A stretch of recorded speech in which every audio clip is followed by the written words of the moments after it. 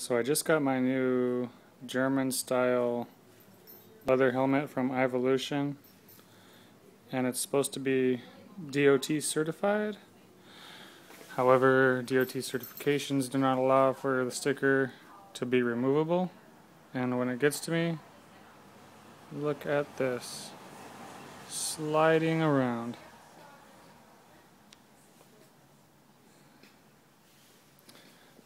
The stitching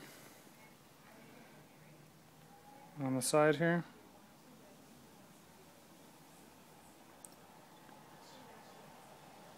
is broken.